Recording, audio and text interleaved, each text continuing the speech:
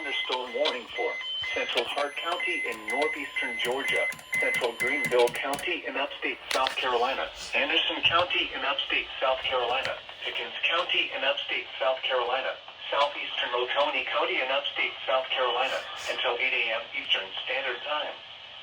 At 6:43 a.m. Eastern Standard Time, severe thunderstorms were located along a line extending from near Well Howard to 10 miles south of Seneca to 9 miles southwest of Hartwell, moving east at 40 miles per hour.